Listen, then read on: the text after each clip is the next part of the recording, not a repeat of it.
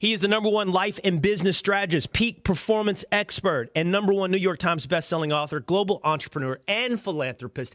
And he is in our studios in New York City. He is Tony Robbins. What's up, Tony? Hey, Will, nice to meet you, buddy. I was thought they were punking me. There was an empty chair here I was going to be talking to, so I didn't know we were in a different location. I am so disappointed. I'm so disappointed as well. But as much as I wanted to meet you and in person, I've had the opportunity to speak to you through the camera lens once before, yes. But to meet you in person, I had to stay married. I just spent the last 5 days in Las Vegas, Nevada, which on its face is a bad thing to have done in a marriage, but it was for the Super Bowl. I needed to come home. I needed to be with my family. Good as move. Much as I wanted to meet you, Tony Robbins. I've got a lot I want to talk to you about today. Can I start with this? Sure. You have earned the right throughout your life to impart wisdom and advice on millions in this world. I'm curious, though, as we sit here in the present tense today, where do you struggle? What is your personal struggle? What is your biggest struggle where somebody could, should, or would offer you advice? I think time is still the final frontier for me personally, and the reason is because, I have 114 companies now. We do over $7 billion in business. I come from absolutely nothing, and I love the variety of that, but I also have 5 kids and 5 grandkids. I have a 48-year-old daughter, and I have now almost a 3-year-old daughter. So I think time is that final frontier for me, and I'm always figuring out how to crunch it. But it's just I'm pulled to many different things. I have lots of interests and lots of things I do in philanthropy, and all of them really matter to me. So I think that's probably the single most challenging area for me personally. You know, Tony, I mentioned it. You could probably hear my introduction in leading into this interview. I'm not going to say this is the piece of content that really won me over with you. It's not. I've been aware and won over to Tony Robbins for quite some time, but I saw this video, Tony, of your interview that you just did in the past month or so with comedian Theo Von, and I love Theo Von. I think he's hilarious. But you were talking about, and you said specifically, hey, I'm not necessarily someone who believes in positive thinking. I believe in intelligence, I think was the line that you gave him. But as an illustration of the power of perception, of not subjective reality, but how you take in objective reality, you told him to close his eyes and look at everything in the room that's brown, and then you brought in everything in the room that's red. And there was something about that, and maybe you can share that with us here today, Tony, that just made me realize, it's how you internalize objective reality that creates your own reality. What I try to tell people is we don't experience life. We experience the life we focus on. So what's wrong is always available, so is what's right. But I'm not in just being positive. I believe you got to see things as they are, but not worse than it is. Most people today make it worse than it is. There are young people today that have been sold this idea that in 12 years the world's going to end because of climate change, which we all know is bullshit. But when you hear it over and over and over again, now people are not having children because of it. So I think you got to see it as it is, not worse than it is, because when you make it worse than it is, people do that because they're afraid of getting their hopes up and being disappointed. But then if you're a leader, you got to see it better than it is. In the Bible it says, without a vision, people perish. It's good advice. You have to have a vision beyond the now. And then you have to make it the way you see it, which requires strategy, not just positive thinking and enthusiasm. If you're running east looking for a sunset, I don't care how positive you are, it's not going to work. You got the wrong strategy. So with Theo, though, it was interesting because he's such a funny and beautiful young man. And I felt like it was like my son there because, he's got a lot of pain in him. A lot of comedians do. Not all of them, but many do. And I found myself doing kind of a little mini intervention on him. And what was amazing is people sent me responses, on YouTube, which can be mixed, obviously. And there were so many young men that feel like he do, that feel like they're not enough, that feel like they don't have a place in the world, that feel like, if they get too happy, they're afraid things are going to fall apart. And so it was really interesting for me to see how many people were touched by that conversation who were his followers, which are primarily young men, as you know. And there was something about that particular, and look, Tony, I as I sat and thought about our conversation today, I thought, what's new under the sun for Tony to talk about? There's not a pitch in my arsenal I can throw him that's going to get by. It's not a pitch he hasn't seen. He's got every curveball, every knuckleball. He's seen every pitch. He knows what he's going to say. But what was it? There was something about that illustration you gave to Theo. Would you, for my audience, for this audience, sure, And I know it doesn't take long, but No. what is that about how we see things in a room? Well, it's not so much a room. I was just giving an example. I said, you could do it right now, your viewers or listeners. If you look around the room you're in right now and look for brown, look for everything that's brown clothing, brown hair, brown people, brown anything. Look behind you, look around you, look above you, and then close your eyes. And then tell me everything you saw in the room that was red. And usually there's a little laugh when I do this in public market, 10, 15,000 people. And I'll say, open your eyes, now look for red, look for red. Okay, how many found, more red this time? Everybody raises their hand. Well, why? Because seeking you shall find. You will find things even if they're not there, I'll tell people. And they look confused. And I'll say, how many saw beige things, called them brown just to feel successful? How many saw something burgundy, called it red? So whatever your brain is looking for, you will find. Whatever you believe, so is it done unto you. You quote some terms you and I would both relate to as Christians. But the bottom line is, it's true. Once you believe something, you find evidence to support it. If you think somebody's a bad person, you'll color them from, brown to, you'll take the beige and make it brown. If you think somebody's a good person, you'll turn it around. Like, look, for example, if your best friend treats you really terribly one day, you will feel sad or angry or hurt. And if you can't resolve it, you have to go to a phone call or you got to go to a meeting. You'll usually rationalize their behavior, right? You usually say, well, they're probably having a bad day. But if you go to somebody who you think is, a mean, manipulating person, it may not be true, but it's what you believe about them. And they don't treat you badly. They treat you real nice. What's the first question in your mind? What do they want? So our relationships, our life is controlled by our beliefs. Our beliefs color what we see and don't see, what we experience and don't see. So it's really important to question our beliefs at times, to not just accept what you've been trained to believe, because our culture, we have a perfect example is finance. So many people in this country, young people, think we have a terrible country. Well, I was in the Soviet Union when I was 23 years old. I was brought over there because of what I was doing at the time. I traveled the whole country. It made me a capitalist. I didn't know what a capitalist was before that.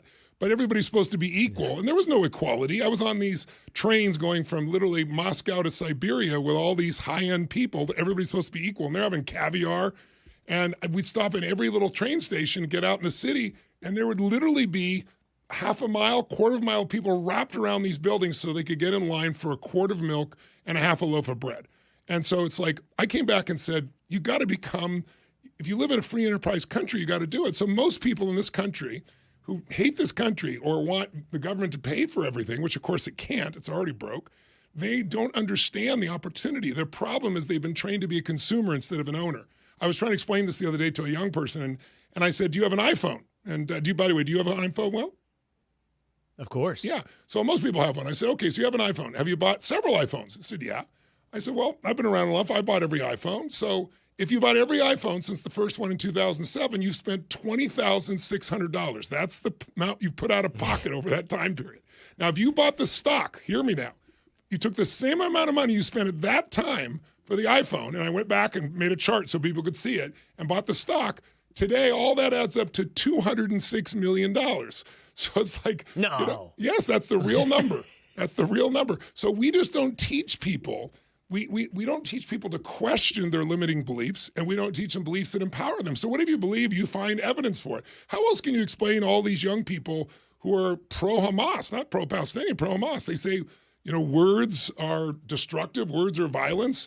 I mean, talked to Chris Rock, and he said, words aren't violence. I think words are violence. No one has slapped the shit out of you on national television, right? So it's like, but those same people, someone is cutting somebody's head off. I mean, I hate for any side, Palestinian or Israeli, to be injured or hurt. I mean, to me, it's horrific. But, we have these interesting beliefs that we develop because we develop an ideology, and it limits us. And what I try to do is get people to say, I don't tell people what to believe. I get them to question anything that's limiting themselves and perhaps see if there's a more expanded perception. And I think that's what's missing in our country. We don't have much of a middle right now. We have extremes on both sides. And I think most Americans are in the middle, but they don't have the voice. They don't speak it up. I'm hoping that'll change over the next few years. Hey, Tony, do you feel like you're swimming against the current when you sell people this idea or help them understand the idea that that there's a way to see the world through a different lens, and that lens tends to be more positive. What I'm wondering about is, are we inherently culturally, or maybe even as human beings, attracted to negativity? You brought up climate change a moment ago, and young people attracted to this idea that's a dystopian, apocalyptic future. One of my favorite authors is Matt Ridley, and he talks about, like, hey, reality is the world has gotten better over a broad timeline. Your life has gotten better, poverty has gotten down, your health has gotten better.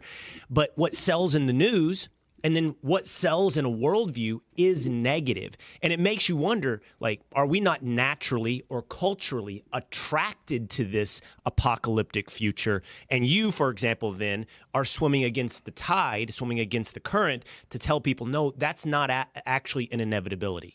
Well, you're absolutely very astute. It isn't just the culture. It is the way we were wired as humans. We have a survival brain, and it was designed millions of years ago. And it was designed so you could immediately find anything dangerous to survive. So you'd either fight it, or you'd freeze and hope it didn't notice you, or you'd run, you'd flight. Those are the three choices. Well, most people have not evolved very much from there. There's no saber-toothed tiger anymore, but we have that reaction of, what does somebody write about us in social media, or do we have enough money, or something that isn't really survival. And so the negative bias, that's why in the news, you know it, journalists are great people. The media, like when I say this, people say, no, they're not. Yes, they're good people. They're doing their job. Their job, the majority of them, is for the shareholder. The way you get the shareholder to make more money is you get more eyeballs. We're not an information society. That died a long time ago. We're drowning in information. We're starving for wisdom. But what gets, if it bleeds, it leads. So they know that if I can get that headline, even if it's not the same as the article itself, right? What is clickbait? You click on it and I get paid. So that's the unfortunate part. Then you have social media that just everyone has an equal voice, even not everyone is equally qualified to talk about something, right? So the combination of those two has changed our society to such a negative bias.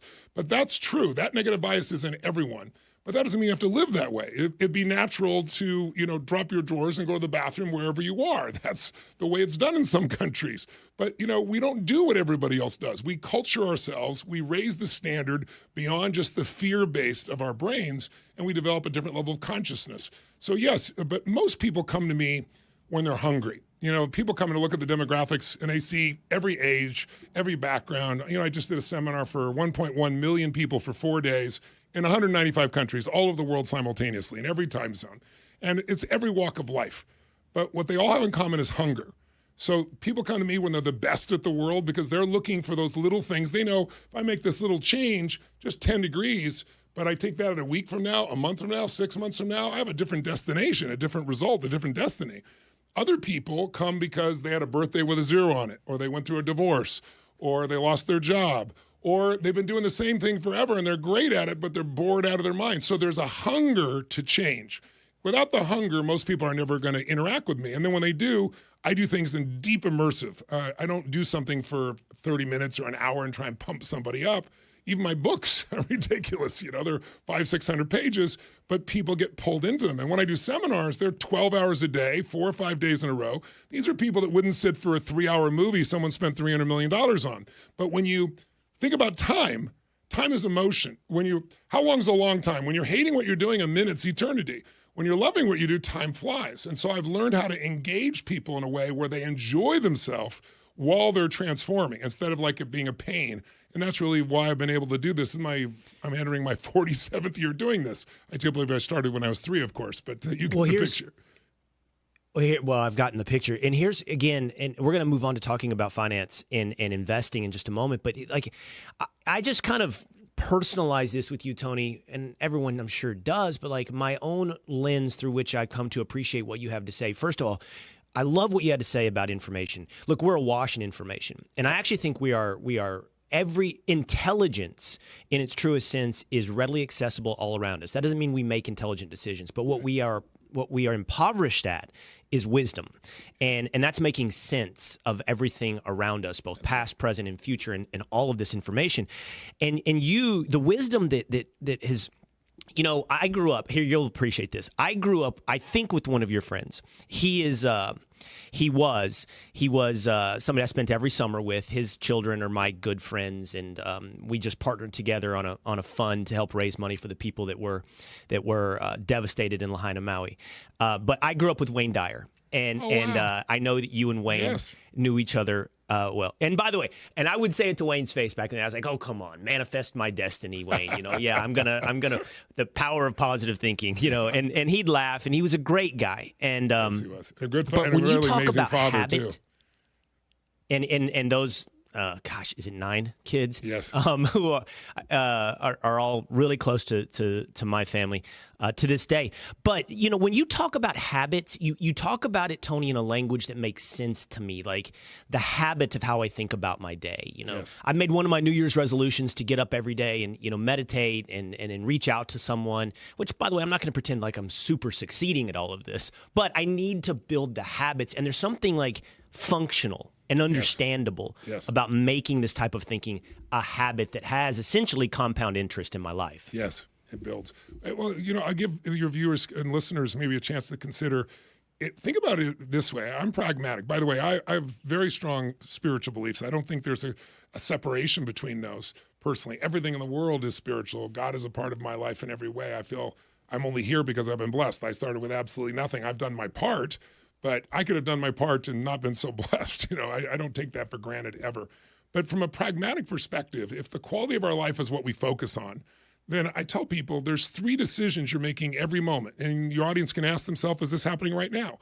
Every moment of your life, you're making 3 decisions. You're not necessarily making them consciously, though. And because of that, we make the same decisions over and over, and our life doesn't usually change. So the first decision is, what are you going to focus on? So at any moment, whatever you focus on, you're going to feel. If you make it to 7 p.m. to have dinner with your wife or your boyfriend or girlfriend or someone, and you get at 7 and they're not there, I'll ask people, what are you feeling? And some people go, I'm angry. And some people say, I'm worried. And I'm going, it's only 7. What if it's 7:30 and they're not there? Now I'm really angry. What if it's 8:30? They've not called, they not text, not showed up. I'm really angry. One woman said to me, I'm full. I didn't wait for the bastard.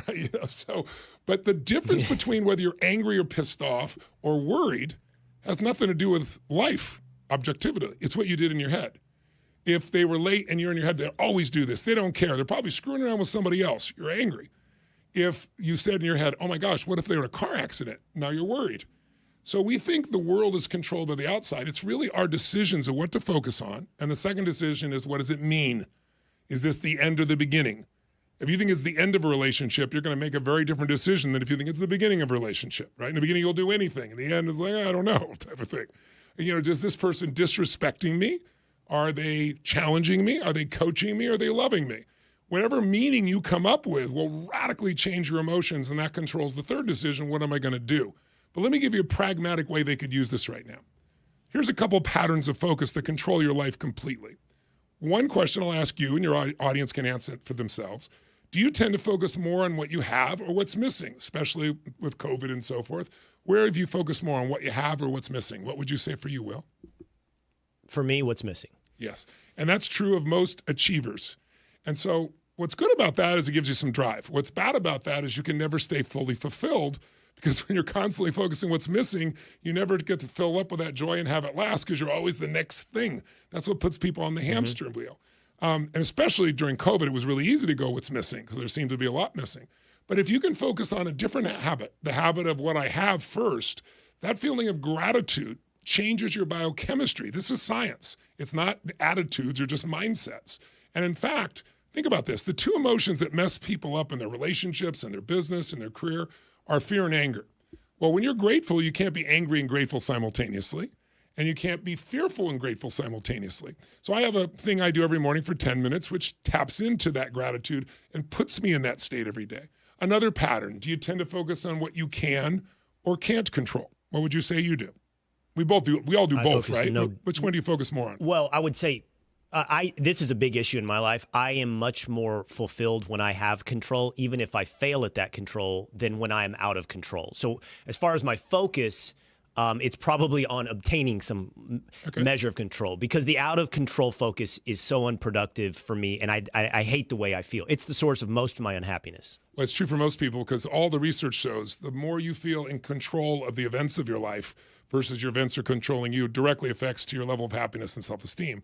But the majority of people, and I think you'd be different in this area, most of the people that come see me, they come see me because they want to take control of their finances or their business or their relationship or their body or their energy or their happiness, right? So I tend to bring those people in. But think about this. If you're constantly focusing on what you can't control, What kind of stress are you going to have inside? And if you're adding to that, you're not, but people add to that, what's missing? And then here's the third one. Do you tend to focus more on the past? Everyone listening can try this. The present or the future? We all do all three. But where do you spend more of your time? Focused on the past, present, or future? What would it be for you? I heard you do this with Theo, and he said the past. And I was riding along in this decision tree with him, and my answer is different. Mine is on the future. So. And you can add mine up there. Mine is focus on what I don't have, focus on the future, and focus on how I can obtain control. and you just described the core of your personality in three areas of focus. And by the way, yours is very proactive. It's an achiever orientation. That's why you've achieved. Someone who's always focused on what they can't control. There's so much we can't control in our lives. You can't, listen, you think you're in control? Your brain doesn't even control your bowels if you go to Mexico and eat the wrong food. I mean, let's be honest, right? You don't have full control in this life. We have influence. We can control our thoughts and our emotions if we learn how to, but most people haven't learned how to. But imagine somebody who is constantly focusing on what they can't control, what's missing, think COVID, and then the past. Well, you can't change the past. You put those three together and you have somebody that's going to be angry or depressed. So I get people all the time who are, been on, I ask people in live audiences a lot of time. I have 10, 15, 20,000 people. How many of you know someone, I'll ask them, who takes antidepressants and they're still depressed? 90% of the room raises their hand. Well, why? Because when you take antidepressant, all it does is it numbs you. In fact, a year ago, 2022, the cover of Newsweek was showing SSRIs don't even work, but we're still selling them. But, the good news is you can learn to change these. Stanford decided during the middle of COVID, they reached out to me because two of their professors went to one of my programs, and they both were clinically depressed and came out with no symptoms of depression. And they said, do you have data on this? And I said, well, I have millions of graduates. They said, but I mean like scientific data. I said, well, no, but would you like to do a study? They said, we'd love to. So I said, well, if we're going to do it, you're going to do it on depression, because during COVID, the amount of depression exploded, as you know, and the amount of suicides exploded, overdoses. I said, well, what is the average across, meta studies? How well do people get under current approaches? And they said, well, Tony, the average is 60% make no improvement, whether doing drugs or therapy or both. 40% on average across the meta studies improve, but their improvement is about 50%, so they're half as depressed. Now, some people get well, but very few. Most of them take these drugs for years or even decades. And I said, man, you could almost get that with a placebo. And they said, you're right. I said, what's the best study you've ever done? They said it was done 5 years ago at Johns Hopkins. They took people for 30 days and gave them psilocybin, which is magic mushrooms, for 30 days, along with cognitive therapy. And I said, well, you must have got a change out of that. And they said, yes, it was the most success they'd ever had in the history of depression treatment. After 6 weeks, 54% of the people had no symptoms of depression. I said, well, why don't you, do your example against that for us? They did the study. The numbers were it was a 5-day seminar, no drugs, no cognitive therapy. It's called Date with Destiny. I do it once a year.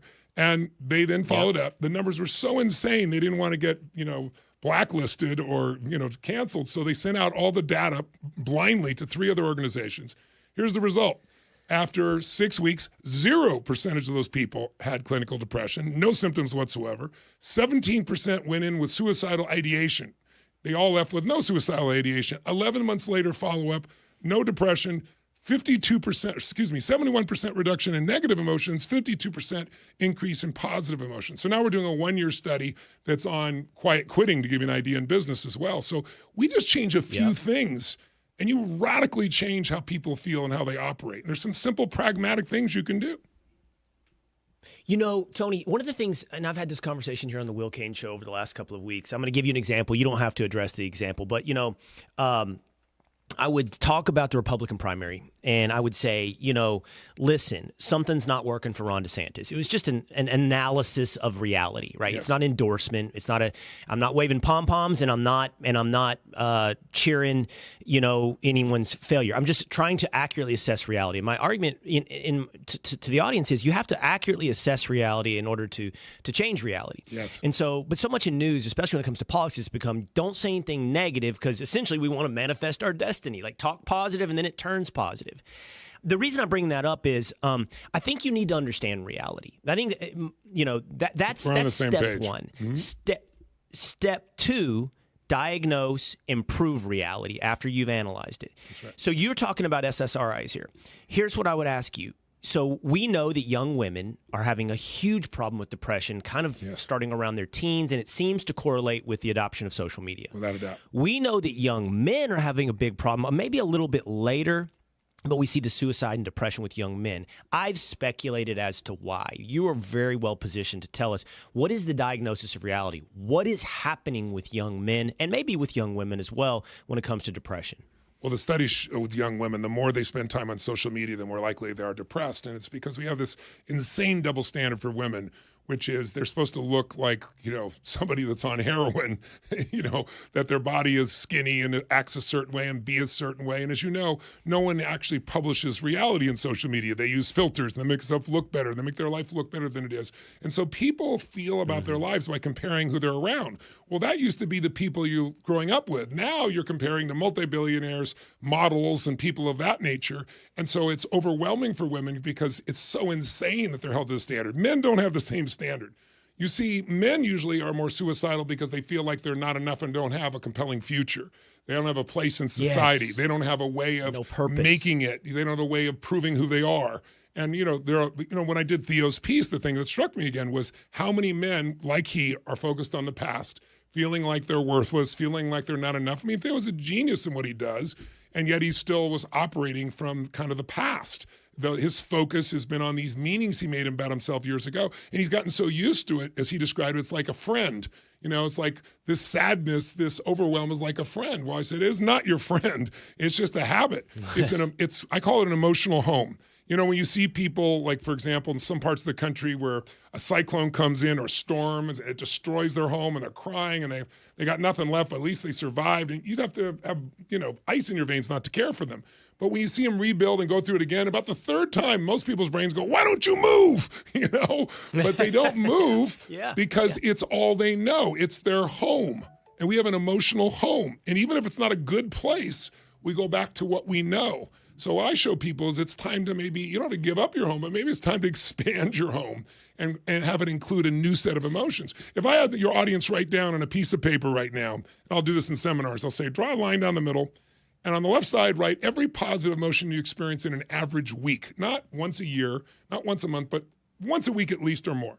On the right side, write all the emotions that are negative that you experience in an average week. And I give them as much time as they need. The average person comes up with 12 emotions. And some got more positive, some got more negative, but the thing you see is there are 3,800 words in the English language for different emotions. And we have the same emotions over and over again. We use the same words to describe them. We use our body the same way.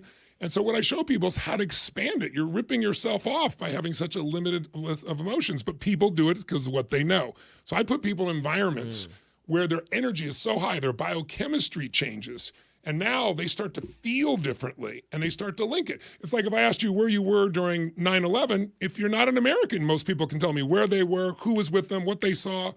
If I asked you where you were on 8/11, you have no clue unless something special happened because information without emotion is not retained. So I produce high levels of emotion and then we make the changes. And that's why when they did the studies, for example, at Stanford, they go, how is this lasting a year later with no interaction? Because it was anchored into their nervous system with so much emotion at the time. It's in their bodies, not just their heads. Information without emotion. Would you say information is barely retained? Does it? Barely retained. That's so. You know why your wife? You know why your wife? You know why your wife will be able to tell you something horrible you did 12 years ago that you've forgotten and she'll remember in detail. So some emotion attached. There's a reason. I don't remember it. I didn't feel anything. Women have a deeper construction in their brains, in female brains, between the right and left hemisphere. Men are more separated. So a man can take a word and put it in the left brain and put the emotion in the right brain. Woman, you say something and they have that emotion and that word simultaneously. So they remember more. That's why they have a deeper memory, to give you an idea. Always feeling, always remembering these women. Tony, here's why I asked you to diagnose reality. And I'm going to connect this to the SSRI conversation. That is society's not diagnosis. That's society's current solution to the diagnosis of depression and purposelessness. And it's stunning. I mean, I don't know. I don't have it in front of me, but I've looked up in the past the percentage of people watching, listening, living in America right now that are on some antidepressant, ADHD, whatever it may be. It's mind-blowing. And then, Tony, I would add this. my wife is involved. She's involved in things that bring her into contact with the foster care system in America. Yes. And you're talking about children who have objectively awful circumstances for the entirety of their life. So like if you were saying, hey, why are you depressed? They'd be able to come up with some good reasons, Yes. And the foster care system in partnership with the medical system, answer to that is, here, have some of these drugs. And these kids are on these drugs constantly and early. And they're just an illustration, I think, of what's going on wider in society. At some point, Tony, I would have to think, and we may be already experiencing it, this chicken comes home to roost. What is the price we pay for medicating society? Well, I think you can see it already. I don't think it's something that has to come home to roost. You have so many people. I mean, most people don't want to come back to work. They were paid to stay home, and now they don't want to work. And listen, I understand hybrid work can be really valuable. I have a lot of companies. We have a lot of hybrid companies. But, there are a lot of companies, they want their employees to come back to work, and they go, I'll quit. Well, some of them are putting their foot down. UPS the other day announced that everyone has to come back 5 days a week, all the management people. And they all complained, but they also fired 12,000 people on that day. So I think a tightening economy changes those types of things. But I think we have medicated ourselves so much that what's happened, it's like we become weaker and weaker. If you want to know the history of the country or the history of society, I'm a student of history. You study 1,000 years of Roman history, 500 years of Anglo-American history. I can tell you the cycle. It's really simple. Good times create weak people. They don't mean to be weak. It's just when everything is available to you and you know nothing else, you get really stressed out when your internet doesn't work and you're banging on your phone. Give it a moment. It's going to a satellite. It's like people forget. But good times create weak people. Weak people create bad times. Bad times create strong people, and strong people create great times. It's a cycle. So if you think of the greatest generation, somebody born in 1910, those people were protected during World War I. We came back and won. Think about it. When they're 10 years old, it's 1920. We're entering the roaring 20s. We have all this new technology, radio and television and cars. And by the way, that generation was not respected in their youth. They were like how older generations look at millennials or Z generation. They were called flappers. Oh, wow. They were wasteful people. They didn't care about anything. They were lazy. And they were because they grew up in ease. But guess what happened when they turned 19 or 20 and thought they're going to have a car if they're born in 1910? It was 1929. And people are jumping out of buildings, and the middle of the country was a dust bowl, and people are standing in line for bread. Well, those people had to get tough to survive. And they made it through 10 years of depression, only to make it to 29 years old in 1939 when World War II breaks out. And Hitler is strafing countries in a matter of days. And you and I weren't alive then, but it looked like we were going to lose. And so these people volunteered, went to war, won the war, came back now at, 35, 40 years old, and they were the heroes of society and created a new society, a new direction. Well, that was a winter time. Every winter has a spring where people get optimistic and society does well. And that goes on for 18 or 20 years. And then we have another 18 or 20 years. We're tired of the optimism. It's like, do you ever smile so much your face hurts? It's like we need another emotion. And so we go to a summertime, and that's always a fight between young and old within the culture. And then there's a fall where the stock markets go crazy and people reap really easy and somebody wants to give you a house even though you don't have a job, right? And then it follows winter again. So we're in winter right now. And we're probably 2/3 the way through it. I was going to ask you, where do you think we are currently? We're in winter? No question, we're in winter right now. Because in winter, everything's fearful and everything's exaggerated and everything's negative. And so, but it isn't forever. That's the good news. Every winter is followed by a springtime. Every horrible night of the soul is followed by the day. I mean, if you were God, you'd set it up that way, so it seems to work pretty well. But it's like testing us to get strong, giving us some freedom and joy, testing us to be strong. But if you can understand that winter doesn't last forever, no pandemic lasts forever, no war lasts forever, no economy lasts forever, then you know that what's next can be better. It always has been. It's not a straight up arrow. It's not purely positive. It's like anything. If you see a straight line in nature, that's not nature. A human drew it. Real nature is like a stalk. It grows up a little bit and comes down and goes up. But the overall, if it's healthy, is growing higher and higher. And that's humanity. So I think, we're going to see more challenges. And we've got a whole society of people, millennials and Zs, that are going to be the next heroes of our society. I can promise you that.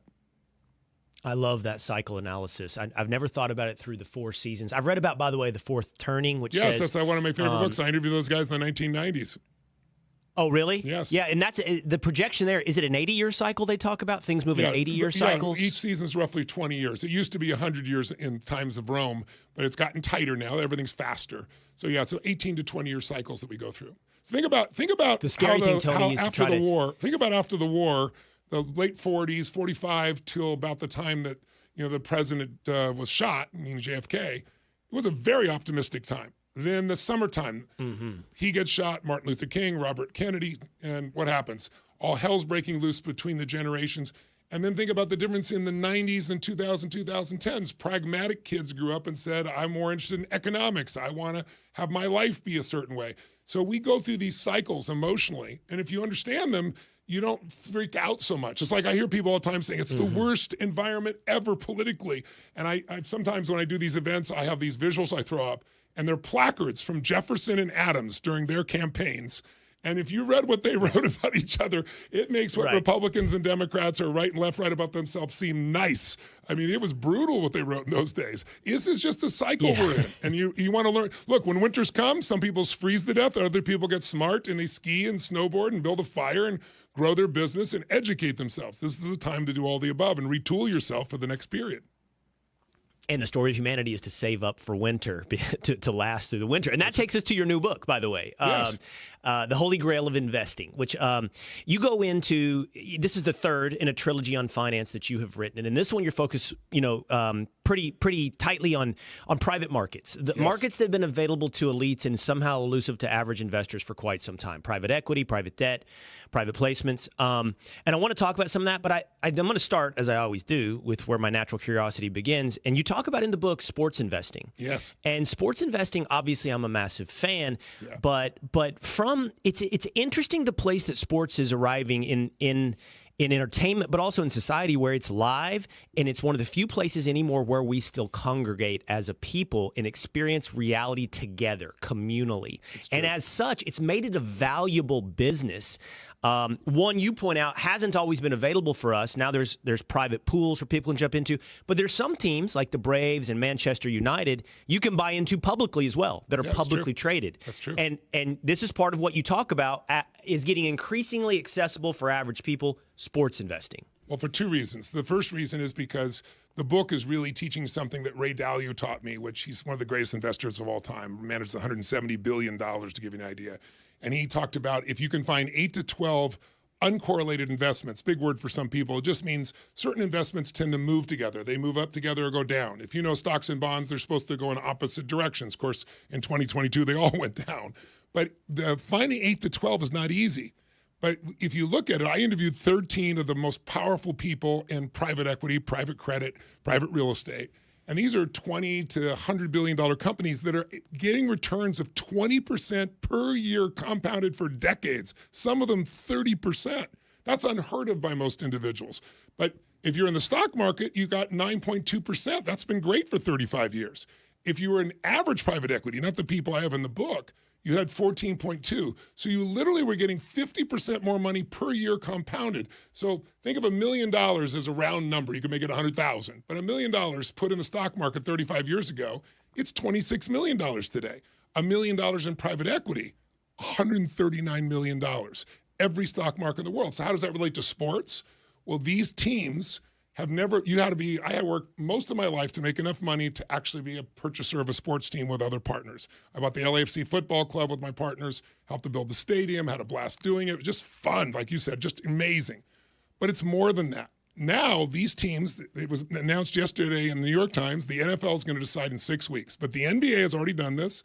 Major League Baseball, Major League Soccer, the National Hockey Association, they all allow private equity guys to buy certain ones, people with no leverage, to buy pieces of these businesses. Now, why would you want it? You just said the most important reason. They're monopolies. You have a legal monopoly. No one can compete with you. Number two, your customers are fanatics. That's what the word fan means. And they're multi-generational.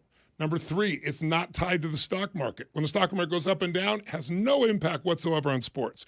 They've made it through World War I, II, the pandemics, and guess what? They continue to grow like crazy. And what they are today is not just butts and seats. They can raise the dollars to the hot dogs and you pay it, right? That's how it works. But the real value is the real estate they now have around these stadiums, and the big money, as you said, is the media. Because I'll give you a perfect example. Peter Guber is one of my dearest friends and partners in some business, and when he bought the LA Dodgers a few years back, he paid $2 billion. He and a team did. I own a piece of it now too. And everybody said, no one's paid $1 billion for a baseball team. $800 million's been the most. Maybe the Dodgers, they're so special, they're worth $1 billion, but they're not worth $2 billion. He'll never make his money back. So I go to Peter, who's been an executive producer of 52 Academy Award nominated movies. And he says, Tony, I said, I know you're not dumb. Tell me what you know no one else knows. And he said, Tony, I'm going to leave you on the cliffhanger. You know how I am. I'm going to announce this on Tuesday. Call me. We'll celebrate together. So I find out on Tuesday, he announces he sold the local TV rights for the Dodgers for $7 billion and made $5 billion in a day. That's the value. Of the top 100 shows this last year that you've seen, 92 were sporting events. And that's because cord clipping, nobody watches ads anymore, but you can't. And the vast majority of those were NFL. That's right. Well, you saw the streaming that Peacock did. 30 million people, right, to see Kansas City against Miami. First time they ever did it. I think the number was 15 million new members they got. Some insane number. They paid $110 million to stream one program. That's how valuable sports has become now. So these, Michael Jordan bought the Hornets, got the name back recently, Charlotte. He bought them for $275 million about 11 and a half years ago. A consortium of investors, I'm part of it as well, just paid him $3 billion for the team. Because, by the way, you can have the last place team, and you get an equal share, 1/30 of all the national, international media. So you make a fortune even if you're a terrible team, and then you have your own seats to sell, your own local media to sell, your own real estate to sell. So the average across Major League Baseball, the NBA, hockey, and Major League Soccer has been 18% compounded for the last 10 years. The stock market's been 11%. And you get the fun of ownership. And today you get this tiny little piece and be able to join. It's never been available before, and hopefully the NFL will be available soon as well. But the holy grail of investing, and we hear you today talking about the success of private placement, private equity, private credit. It's been elusive, though. I mean, it's an elite club of people with I know how this works. I mean, there's minimum levels of investment. A lot of it even now is institutional. You point out Ray Dalio. You don't get to 174 billion by average dudes putting in 1,000. No. So how does the person listening right now, if they find this as a worthy investment advice to follow, and after having read your book, how do you get in? How does this become not something just for the elites? Well, there's two things. First of all, you couldn't even legally get in unless you were an accredited investor, which means you had to have $1 million net worth, not counting your house, or make $200,000 a year or $300,000 as a couple. And I've always said, this is ridiculous. Why do the richest people in the world get access to the best investments, and the people that need it the most don't? Well, fortunately, Congress agreed, and about 4 months ago, bipartisan, one of the few bipartisan things they've done, they passed a law that says, this is ridiculous. You might have inherited your money. That doesn't mean you're sophisticated. You might be a good businessman, but you don't know investing. If you take a test, you study and take a test, you're accredited. You don't need $1 million. Now, the Senate needs to approve it, but it looks like it's going to pass bipartisan as well. So that's exciting. But then you bring up the bigger point. You and I are well-known people to some extent, and we have a certain amount of success, and we know the right people, and so we might be able to get in there. And I was getting little slivers of some of the best in the world, like the ones I interviewed. Well, it wasn't going to move the dime for me, and it wouldn't move the dime for most people. So I was lamenting about this to a friend of mine who worked with Paul Tudor Jones, one of my clients, and he started his own firm. And he said, Tony, you've helped me so much, I'm going to let you in on where I put most of my money. Now, this guy is really successful financially, so I'm leaning in, tell me. He goes, Tony, there's this company in Houston, Texas called CAS. And as soon as he said Houston, Texas, I'm like, not London, not Singapore, not New York, not Connecticut. He goes, yes, they're outside the bubble. And here's what they've done. You know how you're fighting to get a little piece? They've spent billions of dollars and bought pieces of these companies where you're the general partner. So people know when you invest in a private equity fund, they tie your money up for 5 years. They get 2% of your money as a fee no matter what, whether they do well or not. They do well or you wouldn't keep your money with them, and they get 20% of the upside. That's why they're so wealthy. Well, people are willing to do it because the returns are so insanely good. Well, watch this. You're a limited partner when you invest in one of those. A general partner is the owners, the CEO, and so forth. You can actually buy a piece, small piece, a sliver of these companies. So I have a piece of 65 of the biggest private equity firms in the world where I'm getting that 2%, and 20. So I get about 10%. You're getting that 2 and 20. I'm getting 10% a year in income and all the upside multiple that comes from the growth of those businesses. And when they double in size, their costs don't double, their profits increase. I get that. When they sell the business, I get a multiple on it. That is available to an average investor for the first time in history. So that's one of the things I was most excited about. You can do this with some of the best companies that exist literally in the world. Well, I'm sure you can learn a lot about this and the access and the investing philosophy and the holy grail of investing. You're doing so much out there, man, and I really am. And I don't do, I used to have this beautiful, Tony, this beautiful black and tan Doberman. I lived in New York City at the time, and I would take him to Central Park. It's leash-free before 9 a.m. Be like, he's gorgeous. I'm like, I know, he really is gorgeous. But I can't return the compliment unless it's a real compliment, meaning I can't just say, oh, your dog's pretty too, unless it's a pretty dog. So I don't give gratuitous compliments. I'm a fan, is what I'm saying. Well, and it's not just positive thinking, it's intelligence, it's manifesting, how you see the world, it's habits. It's investing. I know you're doing a lot of stuff in health as well. You're something here in Dallas where I live and where I'm from that you're working on when it comes to health screening. You're doing a lot of good things. You're in short, man, you're full of wisdom. And I really appreciate you hanging out with us today on the Will Cain Show. I really appreciate it. I'm a fan of yours as well. I've watched many of your shows. I enjoy them. And by the way, I want people to know, though, if you maybe get a little investment in this book, I don't care how advanced or just beginning you are, you'll understand it. But also we're donating, as I've done for my last 4 books in a row, and they've all been number ones. 100% of the money goes to feeding America. And I set a goal 10 years ago to feed. I was fed when I was 11 years old on Thanksgiving. We had no food, and changed my life. It wasn't the food, it was that people cared. And so I started with 2 families, and then 4, and then I got to 1 million families, and then 4. And I said, I want to provide 1 billion meals in the United States in 10 years. And I'm proud to tell you, we did it last year, 2 years early in 8 years, and we're continuing. Now we're doing 100 billion meals across the world. So while you're changing your own life, you'll be helping other people who really are in need as well. Awesome. Providing solutions as well in this world. Thank you so much, Thanks Tony for having Robbins. me. I really appreciate it. Next time in person. I know Okay, a lot is lost. Nonverbal, body language, energy. I believe that. We manipulate energy in the room. So we're losing a lot of it here, but I think we did a good job with your wisdom. No, thank you so much, Will. I'll see you in person sometime soon. All right, take care. Tony Robbins.